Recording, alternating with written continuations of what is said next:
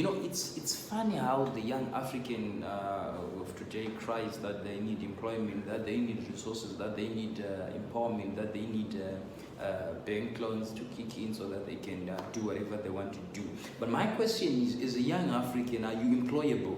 Are you bankable? Because most of the young people in Africa, they are not bankable.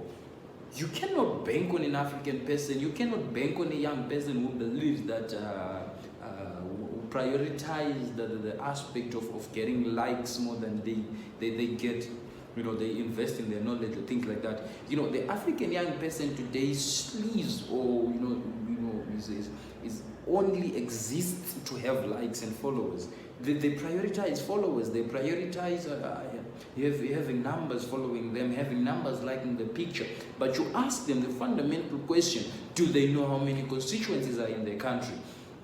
Do they know how many parliamentary seats that there are in their country? They do not know that. But come any time of an election, they want to cry. We are not being given equal opportunities. We are not being empowered. We are being left out. They want to be included. Included on what basis? What proxy do they have to these things? Ask any young person in Africa, do they know how many constituencies are in Zimbabwe? Do they even know how many councillor seats that they need to contest for? What are they doing to get ahead? What are they doing to safeguard and prepare for the future? All they are good at is crying. My generation is good at crying. Let me be honest with you. My generation is a generation of alarmists. People who are very good at tweeting. We are tweeting out of control as young people. We are spiraling out of control. We are Facebooking out of control. And you think that any person can bank on us on that basis or against that backdrop? That's impossible. It's impossible. Even if I was an investor or I was somebody who has who's coming from a position whereby I can uplift young people, I certainly cannot do that, because the young people of today, you just can't do that with them. I'm not sure of the type of Africa that we have. It's so different from from the youths from the young people that existed maybe from 1980. We had young people like Abraham Tiro. Tiro was a young person who stood up during his time, and he said that, this education that you're giving us, is this education the same education that they're giving to the black people in America?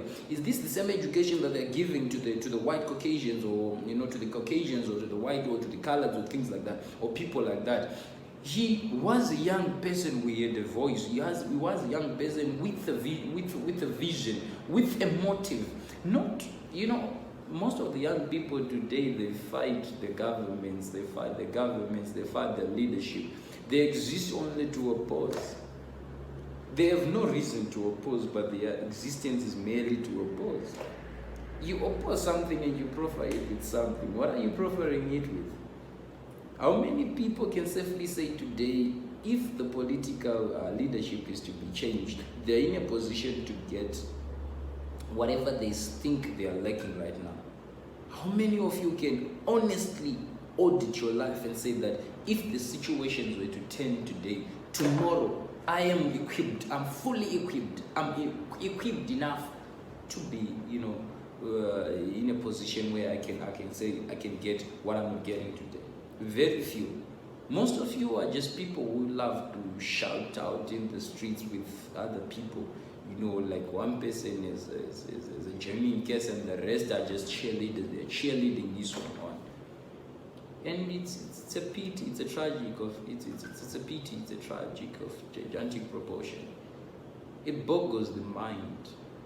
The young person in Africa doesn't want to develop Africa. They want to run away to Europe. So if we all run away, who's going to develop Africa at the end of the day? If my generation, all of us, we give up on our leadership and we say our leadership is not doing anything that's benefiting us or helping us in any way, who then gets to help our generation? It's a very tricky question, but I believe it's something that's worth